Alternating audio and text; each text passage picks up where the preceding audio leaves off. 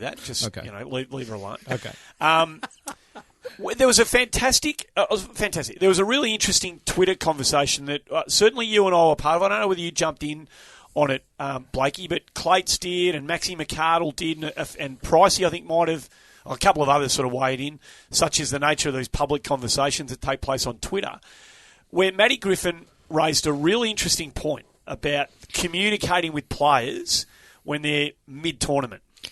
Yeah, and we should. But this might be the best time, Andy, to bring up Ryan Ruffles in relation to the Canadian Open last week, and a huge kudos to Ryan Ruffles. Finished 32nd.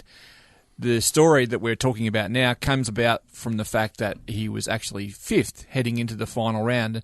Look, he had by his own admission, not a great afternoon on Sunday, but I think importantly for the future, he shot eagle, birdie to finish. So he's 4 under the last 3 holes to climb up and bank a really big and important check. However, Matty Griffin, who's a dear friend of the show and mine personally and yours too. Good man. A really outstanding bloke. And a good thinker of the game, and he theorised that by us, and by say us, I generally mean Blakey and myself and maybe Ben Everill and a couple of others who are regular contributors to keeping Australians informed, and there aren't that many of us, to be honest, who are writing constant stories, how we shouldn't have the pressure on them on social media by including their names in social media and being sort of gung-ho. And I'm not saying that Matty saying that we're sycophantic, far from it, but that we seem to be pushing them, and even harder when they're in contention.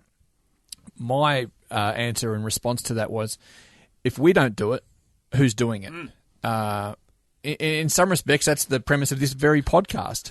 Like, there just aren't that many people fighting the fight against other forms of sport that golf is contending with these days.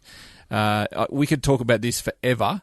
I just think that it's incumbent on us to actually engage as many people as we can at the time that these guys are actually in contention, because that's when you have to strike, when that iron's hot. So what about Matty's point that don't include the handle of the player in the middle of the correspondence? So he or she whoever can't it is, see it. exactly. Yeah. So we don't tag at @Ruffles into a tweet. And that's a valid point, and maybe we need to talk about that.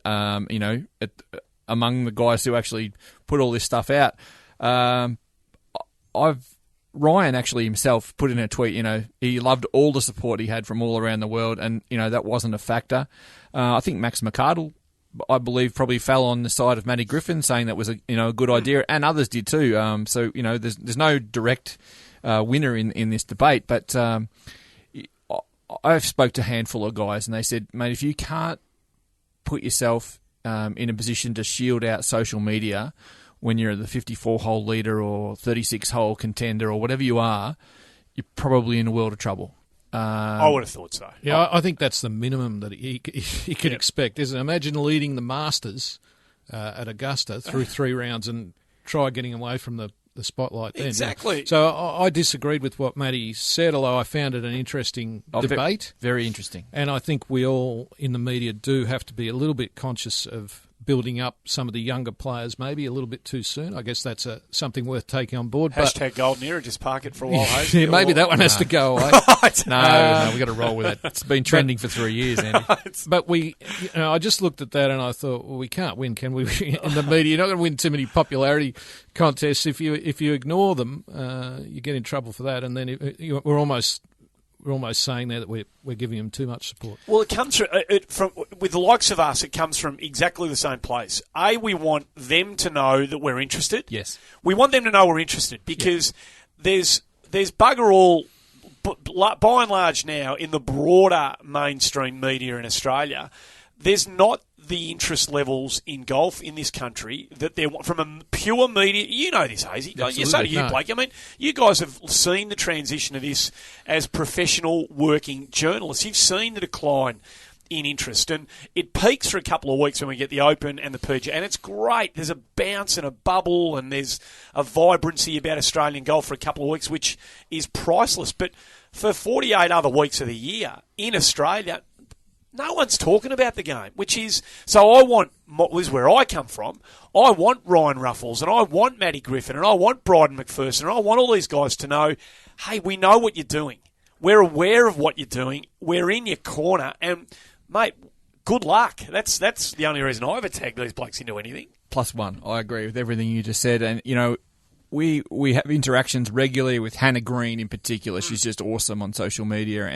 And these are the way they build up, build up their profiles. And we're not talking about the Jason Days, Adam Scotts of the world just yet. Hopefully they'll get to this stage. But we want Minjee to be number one, and we still want access to her. Same applies with Ryan or Curtis or all these other guys we keep banging on about in the hashtag Golden Era.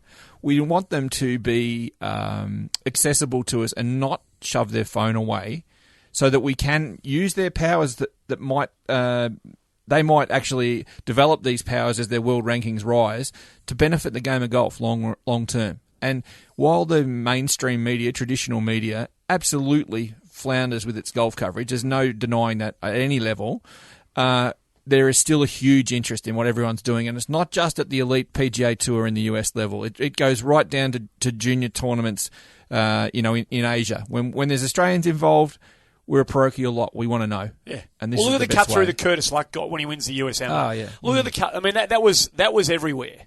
That was on all nightly news services. That was all over the place because I think there is enough people who are still grinding the gears of the game in Australia to keep the thing, as close to front of mind as it possibly can be, that when there is an outstanding result somewhere, it's easy for the mainstream media to jump on board and pick the story up. And let's not forget that the newspaper industry itself is flailing. Yeah, it's falling apart. Yep. So that's been an issue as well. So they don't have the resources to do it. In terms of radio, I would say if you ask radio producers around Australia, they would say, well, we can't get to these people. They all go overseas and we can't get them. And that's a bit of an issue as well that Golf Australia and the PGA and the industry has to deal with as well. I think that's really true. Yeah. If you're listening to this and you've got a view on the merits or the counterpoints of the conversation taking place, feel free to share them with us. Go to our Twitter handle at Inside the Ropes. You'll be able to find that. Inside the underscore ropes. Inside the underscore ropes.